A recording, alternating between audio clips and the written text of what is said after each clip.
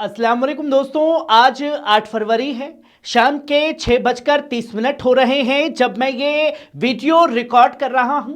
ठीक उस वक्त जब दोपहर 3 बजे से 6:30 बजे के बीच मिडल ईस्ट और अफ्रीका के आसमान में, समंदर में और डिप्लोमेटिक फ्रंट पर 10 बड़ी मिलिट्री हलचलें दर्ज की गई हैं।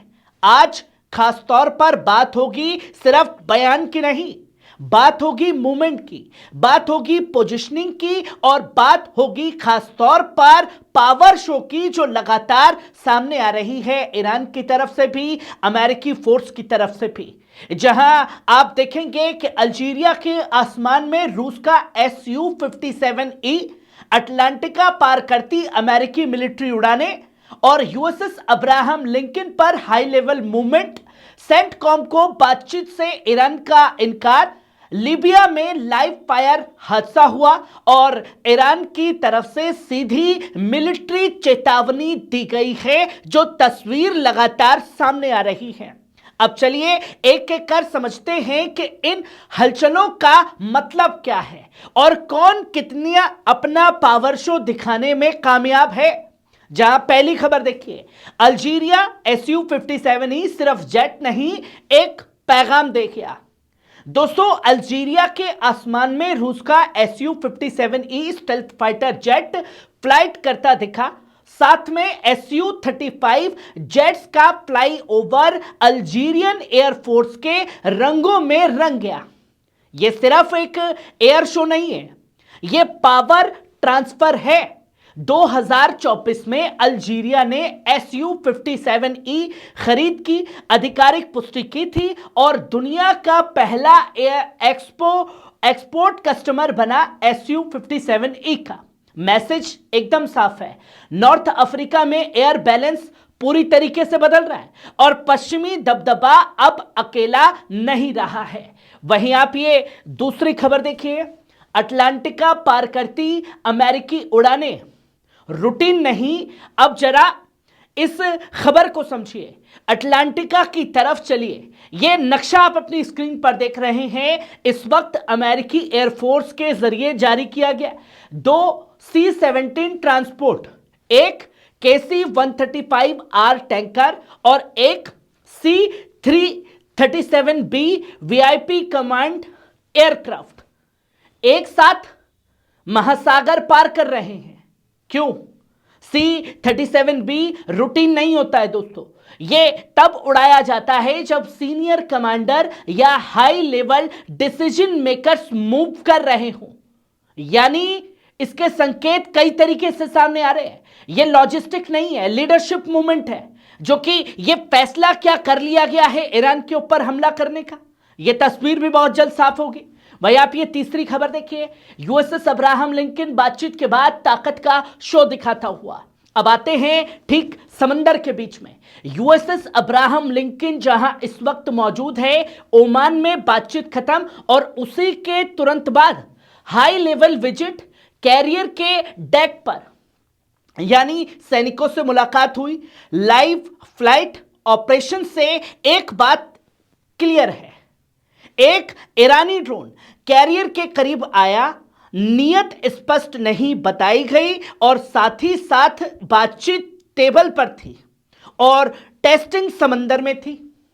यह बताता है कि अमेरिका बात करता है लेकिन ताकत दिखाए बिना नहीं, और इसके जरिए उसकी कोई औकात भी नहीं है।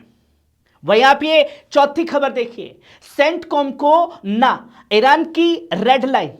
अब ध्यान से सुनिए, जिसके ना से अमेरिका बौखलाया है। अमेरिका चाहता था कि बातचीत के दौरान सेंटकॉम कमांडर मौजूद रहें ईरान से बातचीत के दौरान, यानी ईरान ने सीधे साफ 2 टुक कहा, नो नहीं नेवर। अगर बात करनी है तो विदेश मंत्रियों की होगी, कोई सैन्य लेवल पर नहीं। ईरान का पैगाम साफ है, डिप्लोमेसी में फौज की कोई जगह नहीं होती है। यह सिर्फ इनकार नहीं है, यह नेगोशिएशन कंट्रोल है, जिससे अमेरिका बौखलाया, सीधा अमेरिकी सैनिकों को ही उनकी औकात दिखाई। वहीं आप ये 5वीं खबर देखिए, लाइव फायर हादसा और रियलिटी चेक।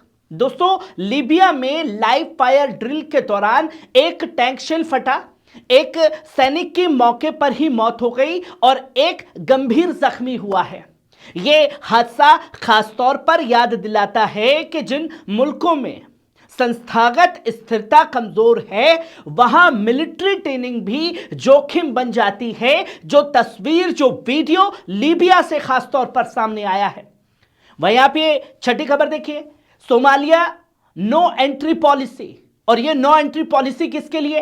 अब अफ्रीका के एक और कोने में चलिए, सोमालिया का सीधा संदेश है। दो टुक में उन्होंने इजरायली सुरक्षा बलों की ना मौजूदगी है ना भविष्य में मंजूरी है, यानी कि इजरायली फोर्स को सीधा नो एंट्री का बोर्ड लगा दिया सोमालिया ने। और अगर कभी ऐसा हुआ तो सेल्फ डिफेंस।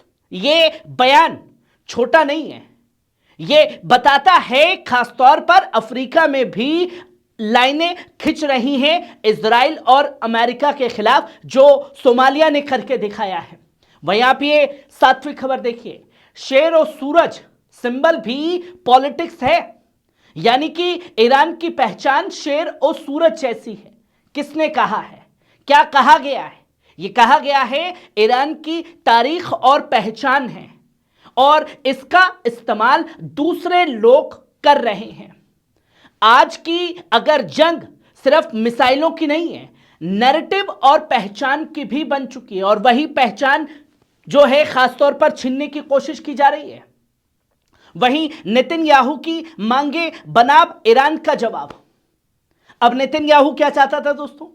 अब नेतन्याहू ने नई डिमांड की है ईरान से। खासतौर पर नेतन्याहू ने कहा है न्यूक्लियर बंद कर दो और यूरेनियम बाहर निकाल दो, मिसाइल रेंज घटाओ वरना हम हमला करेंगे, रीजनल अलायंस को भी तोड़ो वरना हम हमला करेंगे, सख्त निगरानी स्वीकार करो वरना हम हमला करेंगे। और ईरान ने नेतन्याहू की इन बातों का जवाब क्या दिया? ईरान ने कहा मिसाइल मुद्दा नहीं है, कभी एजेंडे में था ही नहीं। ईरान की लाइन एकदम सीधी है, न्यूक्लियर पर बात, बाकी पर नहीं होगी। चाहे कोई कुछ भी कर ले, हमारे हाथ हमेशा ट्रिगर पर है, चाहे कोई कितना भी आकर के हमले की धमकी क्यों ना दे दे। अब ईरान के फेवर में जो तस्वीरें लगातार सामने आ रही हैं, आज की सारी हलचलों को एक साथ जोड़िए।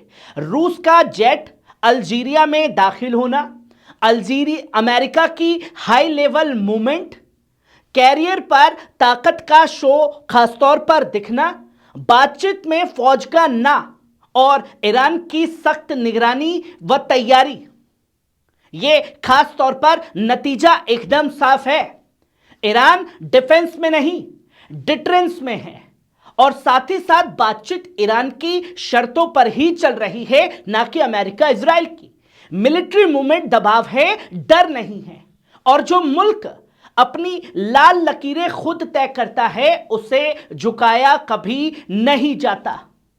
आज का मिडल ईस्ट यह बता रहा है ताकत अब सिर्फ धमकी नहीं है, कैलकुलेशन बन चुकी है। मैं हूं आपका दोस्त नदीम अकरम, आप देख रहे हैं पल पल न्यूज, जहां हर मूवमेंट का मतलब बताया जाता है और हर शोर के पीछे का सच रखा जाता है। खबर आपको कैसी लगी कमेंट बॉक्स में आकर के अपनी राय जरूर दीजिएगा। वीडियो को ज्यादा से ज्यादा अपने लोगों के साथ शेयर कीजिए ताकि वो सच से महरूम ना रह सके। शुक्रिया।